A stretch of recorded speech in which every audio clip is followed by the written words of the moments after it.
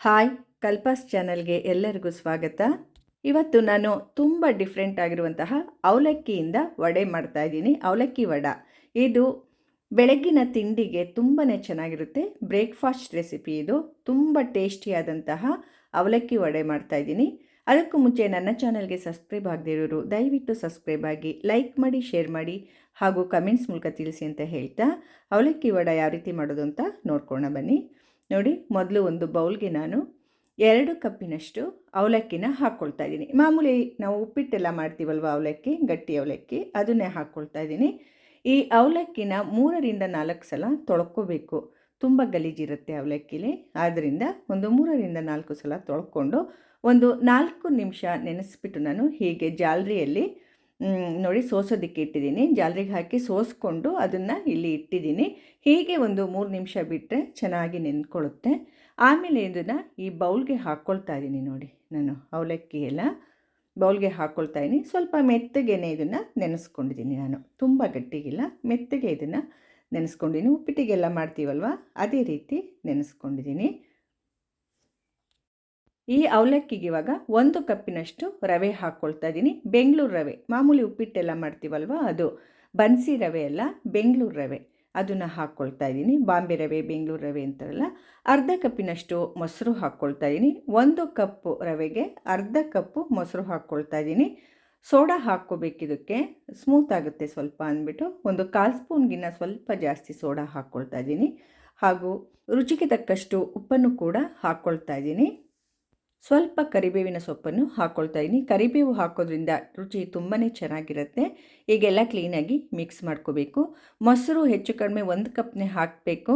ಎಲ್ಲರೂ ತೆಳು ಆದರೆ ಅಂದ್ಬಿಟ್ಟು ಅರ್ಧ ಕಪ್ ಹಾಕಿದ್ದೀನಿ. ರುಬ್ಬುವಾಗ ಏನಾದರೂ ಸಾಲ್ಟೇಜ್ ಆದರೆ ಒಂದು 2 ಸ್ಪೂನ್ ಹಾಕ್ಕೊಂಡ್ರಾಯ್ತು. ರುಬ್ಬುವಾಗ ಅದನ್ನು ಮಿಕ್ಸಿಗೆ ಹಾಕ್ಕೋಬೇಕಿದನ್ನು, ಆವಾಗ ಮೊಸರು ಹಾಕ್ಕೊಂಡ್ರಾಯ್ತು. ಇನ್ನೊಂದು ಸ್ವಲ್ಪ ಕನ್ಸಿಸ್ಟೆನ್ಸಿ ತೋರಿಸ್ತೀನಿ ಎಷ್ಟಿರಬೇಕು ಅಂದ್ಬಿಟ್ಟು.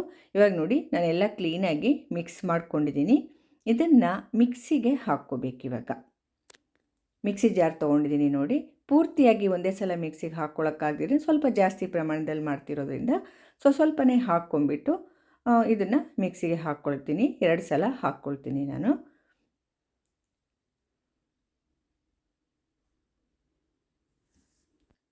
ಮಿಕ್ಸಿಗೆ ಹಾಕ್ಕೊಳ್ಳುವಾಗ ಆನ್ ಆ್ಯಂಡ್ ಆಫ್ ಒಳ್ಳೆಯದು. ಇವಾಗ ಆಗಿದೆ ನೋಡಿ. ಇದು ತುಂಬ ನಾನು ಇದನ್ನು ಗಟ್ಟಿಯಾಗಿ ರುಬ್ಕೊಂಡಿಲ್ಲ. ಒಂದು 2ರಿಂದ 3 ಸ್ಪೂನು ಮೊಸರು ಹಾಕ್ಕೊಂಬಿಟ್ಟು ರುಬ್ಬಿದ್ದೀನಿ. ಈ ರೀತಿಯಾಗಿ ಇರಬೇಕು. ಈ ಥರ ನೋಡಿ, ಈ ಹದದಲ್ಲಿ ಇದ್ದರೆ ಚೆನ್ನಾಗಿರುತ್ತೆ. ಇವಾಗ ಮತ್ತೆ ಇನ್ನೂ ಉಳಿದಿದ್ದನ್ನು ಕೂಡ ನಾನು ಹಾಕ್ಕೊಳ್ತೀನಿ. ನೋಡಿ, ಈ ಥರ ಮೃದುವಾಗಿ ಈ ಥರ ಇದ್ದರೆ ಚೆನ್ನಾಗಿ ಸ್ಮೂತಾಗಿ ಬರುತ್ತೆ ಅವಲಕ್ಕಿ ವಡ. ಇನ್ನು ಬಾಕಿದನ್ನು ಕೂಡ ನಾನು ಎಲ್ಲದನ್ನು ಇನ್ನೊಂದು ಸ್ವಲ್ಪ ಇತ್ತಲ್ವ, ಅದನ್ನು ಮಿಕ್ಸಿಗೆ ಹಾಕ್ಕೊಂಡಿದ್ದೀನಿ. ಇವಾಗ ಈ ರೀತಿ ಹೋಲಿರೋದು ಒಂದು ನಾನು ಇದನ್ನು ತೊಗೊಂಡಿದ್ದೀನಿ ಸ್ಟೀಮ್ ಮಾಡೋಕ್ಕೋಸ್ಕರ, ಅದನ್ನು ಬೇಯಿಸ್ಕೊಳ್ಳೋಕ್ಕೋಸ್ಕರ. ನೀವು ಇಡ್ಲಿ ತಪ್ಪಲಿ ಕೂಡ ಇದನ್ನು ಬೇಯಿಸ್ಕೋಬೋದು. ಎಣ್ಣೆ ಈ ರೀತಿ ಎಲ್ಲ ಸವರ್ಕೊಳ್ತಾ ಇದ್ದೀನಿ ನೋಡಿ. ಇಡ್ಲಿ ತಪ್ಪಲಿಲಿ ಇಡ್ಲಿ ಸ್ಟ್ಯಾಂಡ್ ಇರುತ್ತಲ್ವ ಮಾಮೂಲಿ, ಆ ರೀತಿ ಇಡ್ಲಿ ಥರ ಬೇಕಾದರೂ ಇದನ್ನು ನೀವು ಬೇಯಿಸ್ಕೋಬೋದು. ಇಲ್ಲಾಂದರೆ ಈ ರೀತಿ ಯಾವುದಾದ್ರು ಹೋಲಿರೋ ಪಾತ್ರೆಯಲ್ಲಿ ಕೂಡ ನೀವು ಬೇಯಿಸ್ಕೋಬೋದು. ಈಗ ನೋಡಿ, ಕೊತ್ತಂಬರಿ ಸೊಪ್ಪು ಹಾಗೂ ಮೆಣಸಿನ್ಕಾಯಿನ ಹಾಕ್ಕೊಳ್ತಾ ಇದ್ದೀನಿ. ಮೆಣಸಿನ್ಕಾಯಿ 2ನ್ನ ಸಣ್ಣದಾಗಿ ಕಟ್ ಮಾಡಿಬಿಟ್ಟು ಹಾಕ್ಕೊಳ್ತಾ ಇದ್ದೀನಿ. ಖಾರಕ್ಕೆ ಚೆನ್ನಾಗಿರುತ್ತೆ ನೋಡಿ. ಈ ರೀತಿಯಾಗಿ ಎಲ್ಲ ಮಿಕ್ಸ್ ಮಾಡ್ಕೊಳ್ತಾ ಇದ್ದೀನಿ. ಕ್ಲೀನಾಗೆಲ್ಲ ಮಿಕ್ಸ್ ಮಾಡ್ಕೋಬೇಕು. ಕೊತ್ತಂಬರಿ ಎಲ್ಲ ಅದರಲ್ಲಿ ಕ್ಲೀನಾಗಿ ಬೆರೆತ್ಕೋಬೇಕು. ಹಾಗೂ ಈ ಥರ ಸ್ವಲ್ಪ ನಾದೋದ್ರಿಂದ ಚೆನ್ನಾಗಿ ಬರುತ್ತೆ ಅವಲಕ್ಕಿ ವಡೆ. ಈ ಥರ ನಾದಬೇಕು ಸ್ವಲ್ಪ ಹೊತ್ತು ಅಷ್ಟೇ. ಇವಾಗ ಇದು ರೆಡಿ ಆಯಿತು. ಇದನ್ನು ಮುಚ್ಚಿಬಿಟ್ಟು ನಾನು ಒಂದು 5 ನಿಮಿಷ ಹಾಗೆ ಬಿಟ್ಬಿಡ್ತೀನಿ. 5 ನಿಮಿಷ ಆದಮೇಲೆ ನಾನು ಮತ್ತೆ ಮುಚ್ಚಳ ತೆಗ್ದಿದ್ದೀನಿ ನೋಡಿ. ಮೆದುವಾಗಿ ನೆಂದಿರುತ್ತೆ ಅಂದ್ಬಿಟ್ಟು ಅಷ್ಟೇ ಮುಚ್ಚಳ ಮುಚ್ಚೋದು. ಇವಾಗ ಇದನ್ನು ನಾವು ವಡೆ ಮಾಡ್ಕೊಳ್ಳೋಣ. ಕೈಗೆ ಸ್ವಲ್ಪ ಎಣ್ಣೆನ ಈ ರೀತಿಯಾಗಿ ಸವರ್ಕೋಬೇಕು. ಎಣ್ಣೆ ಸವರ್ಕೊಳ್ಳೋದ್ರಿಂದ ಕೈಗೆ ಅಂಟೋದಿಲ್ಲ ಅಂತ ಅಷ್ಟೇ. ನಮಗೆ ಎಷ್ಟು ದಪ್ಪ ಬೇಕೋ ಅಷ್ಟು ದಪ್ಪ ಉಂಡೆನೇ ತೊಗೋಬೇಕು. ಇದಕ್ಕಿಂತ ಅರ್ಧ ಕೂಡ ತೊಗೋಬೋದು. ನಾನು ತೊಗೊಳ್ತಾ ಇದ್ದೀನಲ್ಲ, ಇದಕ್ಕಿಂತ ಕಡಿಮೆ ಕೂಡ ತೊಗೋಬೋದು ನೀವು. ಇಲ್ಲ ಅಂದರೆ ಇಷ್ಟು ದಪ್ಪ ಕೂಡ ತೊಗೋಬೋದು, ನಿಮ್ಮ ಇಷ್ಟ. ಎಷ್ಟು ದಪ್ಪ ಬೇಕಾದರೂ ತೊಗೋಬೋದು. ಅದನ್ನು ಕ್ಲೀನಾಗಿ ಈ ರೀತಿ ಉಂಡೆ ಮಾಡ್ಕೊಂಬಿಟ್ಟು ನೋಡಿ, ಈ ಥರ ಕ್ಲೀನಾಗಿ ಉಂಡೆ ಮಾಡ್ಕೋಬೇಕು. ಕೈಯಲ್ಲಿ ಸ್ವಲ್ಪ ಪ್ರೆಸ್ ಮಾಡಿದ್ರಾಯ್ತು. ಇದೇ ರೀತಿ ಬೇಕಾದರೂ ನೀವು ಸ್ಟೀಮ್ನಲ್ಲಿ ಬೇಯಿಸ್ಕೋಬೋದು.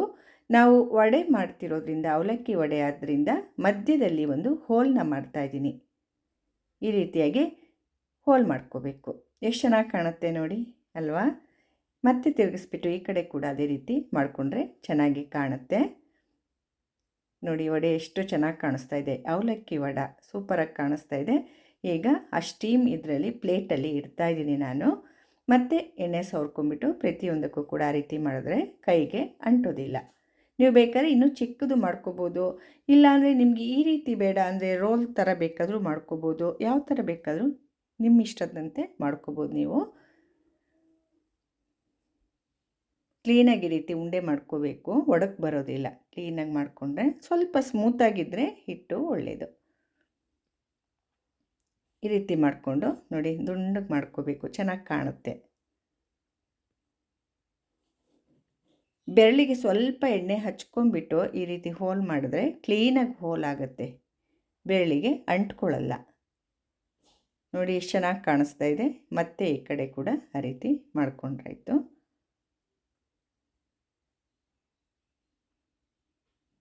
ಎಲ್ಲ ಅವಲಕ್ಕಿ ವಡೆನೂ ಇವಾಗ ಮಾಡಿಟ್ಕೊಂಡಿದ್ದೀನಿ ನೋಡಿ.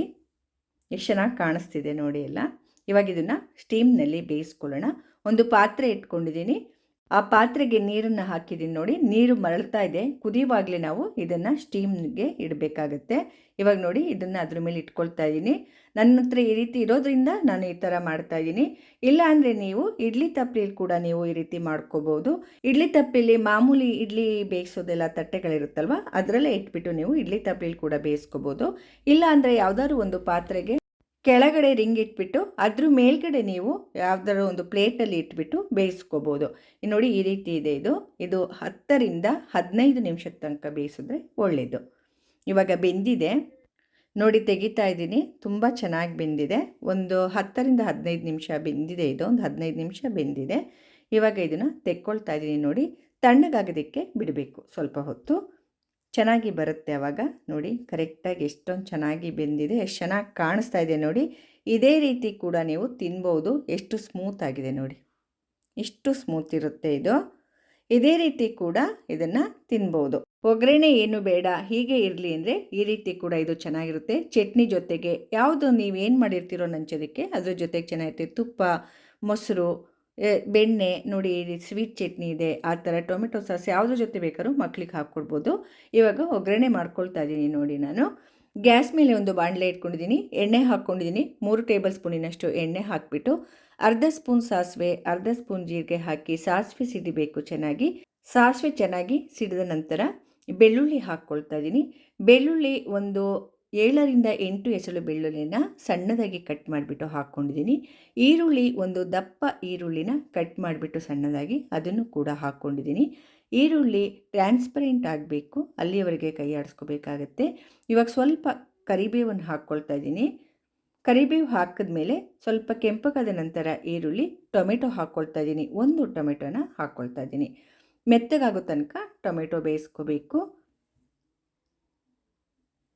ಆಮೇಲೆ ಇದಕ್ಕೆ ರುಚಿಗೆ ತಕ್ಕಷ್ಟು ಉಪ್ಪನ್ನು ಹಾಕ್ತಾ ಇದ್ದೀನಿ. ಇದಕ್ಕೆ ಒಗ್ಗರಣೆಗೆ ಎಷ್ಟು ಬೇಕೋ ಅಷ್ಟು ಮಾತ್ರ ಉಪ್ಪನ್ನು ಹಾಕ್ಕೊಂಡಿದ್ದೀನಿ. ಈಗ ಮಸಾಲೆ ಪುಡಿಗಳನ್ನ ಹಾಕ್ಕೊಳ್ತಾ ಇದ್ದೀನಿ. ಖಾರದ ಪುಡಿ 1 ಸ್ಪೂನು, ಧನಿಯಾ ಪುಡಿ 1 ಸ್ಪೂನು, ಅರಿಶಿಣದ ಪುಡಿ ಅರ್ಧ ಸ್ಪೂನು, ಗರಂ ಮಸಾಲ ಒಂದು 1/4 ಸ್ಪೂನಿನಷ್ಟು ಹಾಕಿ ಕ್ಲೀನಾಗೆಲ್ಲ ಮಿಕ್ಸ್ ಮಾಡಬೇಕು. ಫ್ರೈ ಮಾಡ್ಕೋಬೇಕು ಈರುಳ್ಳಿ ಜೊತೆಗೆ ಎಲ್ಲದನ್ನು. ಚೆನ್ನಾಗಿ ಫ್ರೈ ಆದ ನಂತರ 1/4 ಕಪ್ಪಿನಷ್ಟು ಮೊಸರನ್ನ ಹಾಕ್ಕೊಳ್ತಾ ಇದ್ದೀನಿ. ಒಂದು 3ರಿಂದ 4 ಟೇಬಲ್ ಸ್ಪೂನ್ ಇದು ಮೊಸರಿದೆ. ಕ್ಲೀನಾಗೆಲ್ಲ ಫ್ರೈ ಮಾಡ್ಕೋಬೇಕು. ಮೊಸರು ಹಾಕಿದ್ಮೇಲೆ ತುಂಬ ಹುಳಿ ಮೊಸರನ್ನ ಹಾಕೋಕ್ಕೆ ಹೋಗ್ಬಿಡಿ, ಯಾವುದಕ್ಕೂ ಕರೆಕ್ಟಾಗಿರಲಿ ಮೊಸರು, ಅಂಥ ಮೊಸರನ್ನೇ ಹಾಕ್ಕೊಳ್ಳಿ. ಇಲ್ಲಾಂದರೆ ಹುಳಿ ಹುಳಿ ಆಗಿಬಿಡುತ್ತೆ ಎಲ್ಲ. ಕ್ಲೀನಾಗೆಲ್ಲ ಫ್ರೈ ಆಗಬೇಕು.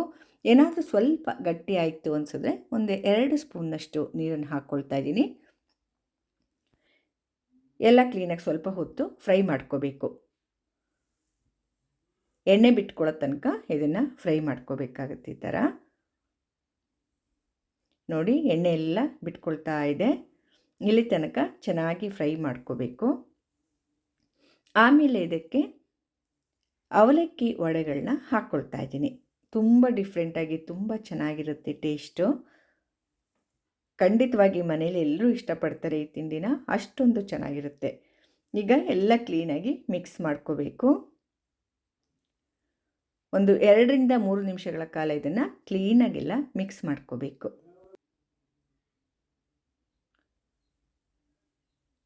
ಎಲ್ಲ ಕ್ಲೀನಾಗಿ ಮಸಾಲೆ ಒಳಗೆ ಈ ವಡೆ ಎಲ್ಲ ಕ್ಲೀನಾಗೆಲ್ಲ ಬೆರೆತ್ಕೋಬೇಕು. ತುಂಬ ಟೇಸ್ಟಿಯಾಗಿರುತ್ತೆ. ಸಾಕು ಇಷ್ಟ ಆದರೆ ನೋಡಿ. ಇವಾಗ ವಡೆ ರೆಡಿಯಾಗಿದೆ ನೋಡಿ, ಎಷ್ಟು ಚೆನ್ನಾಗಿ ಕಾಣಿಸ್ತಾ ಇದೆ ಅಂತ. ಇದನ್ನು ಸರ್ವ್ ಮಾಡ್ಕೊಳ್ಳೋಣ ಇವಾಗ. ನೋಡಿ ನಾನೊಂದು ಪ್ಲೇಟ್ಗೆ ಸರ್ವ್ ಮಾಡಿದ್ದೀನಿ. ಚಟ್ನಿ ಜೊತೆಗೆ ತುಂಬ ಚೆನ್ನಾಗಿರುತ್ತೆ. ಯಾವುದಾದ್ರೂ ಆಯಿತು, ನಿಮ್ಮ ಮನೇಲಿ ಏನಿರುತ್ತೋ ಅದ್ರ ಜೊತೆಗೆ ಯಾವುದ್ರ ಜೊತೆಗೆ ಬೇಕಾದ್ರೂ ಇದು ಹೊಂದಿಕೆ ಆಗುತ್ತೆ. ನೋಡಿ ನಾನು ಚಟ್ನಿ ಮಾಡಿದ್ದೀನಿ ಇವತ್ತು. ಅದನ್ನು ನೋಡಿದ್ರೇ ತಿನ್ನೋಣ ಅನ್ನೋ ಅಷ್ಟು ಖುಷಿಯಾಗತ್ತೆ ಅಲ್ವಾ? ಅಷ್ಟೊಂದು ಚೆನ್ನಾಗಿದೆ. ಟೇಸ್ಟ್ ಕೂಡ ತುಂಬಾ ಚೆನ್ನಾಗಿರುತ್ತೆ. ಖಂಡಿತವಾಗಿ ಎಲ್ಲರೂ ಟ್ರೈ ಮಾಡ್ತೀರಾ ಅಂದ್ಕೊಂಡಿದ್ದೀನಿ. ನಿಮಗೆಲ್ಲ ಈ ಅವಲಕ್ಕಿ ವಡೆಯ ರೆಸಿಪಿ ತುಂಬ ಇಷ್ಟ ಆಗಿದೆ ಅಂದ್ಕೊಂಡಿದ್ದೀನಿ. ದಯವಿಟ್ಟು ನನ್ನ ಚಾನಲ್ಗೆ ಸಬ್ಸ್ಕ್ರೈಬ್ ಆಗೋದನ್ನು ಖಂಡಿತವಾಗಿ ಯಾರೂ ಮರಿಬೇಡಿ. ಲೈಕ್ ಮಾಡಿ, ಶೇರ್ ಮಾಡಿ ಹಾಗೂ ಕಮೆಂಟ್ಸ್ ಮೂಲಕ ತಿಳಿಸಿ ಅಂತ ಹೇಳ್ತಾ ಎಲ್ಲರಿಗೂ ನನ್ನ ಧನ್ಯವಾದಗಳು. ಮುಂದಿನ ರೆಸಿಪಿಯೊಂದಿಗೆ ಮತ್ತೆ ಸಿಗ್ತೇನೆ. ನಮಸ್ಕಾರ.